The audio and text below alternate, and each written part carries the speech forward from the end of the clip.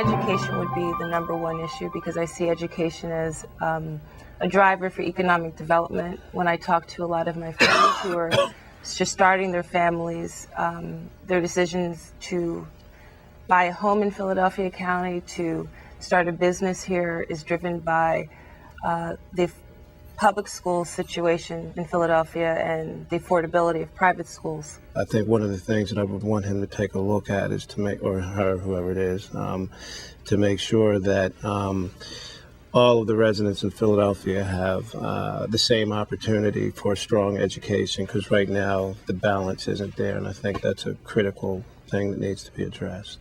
After school program, probably one of the most important things, making a public school more technologically advanced.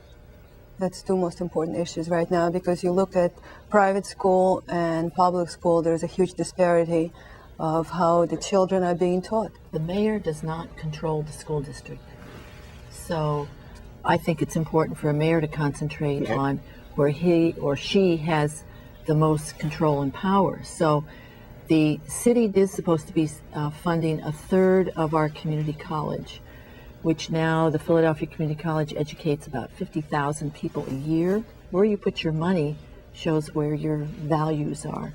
And I think it's important to focus on where the mayor would have the most control budgetarily. You're right, he doesn't, or she does not have control, but there needs to be some ownership somehow. I don't know what that is, and maybe being a cheerleader or somehow, but having some impact on what goes on, because in order for these kids to get to the level of community college, it has to start at the earlier ages, and that's where it's not happening. I would like to see a continuing focus on civic responsibility in the schools, of coming up with additional ways of getting parents involved, of providing tools for parents to become more supportive parents because they have their own challenges.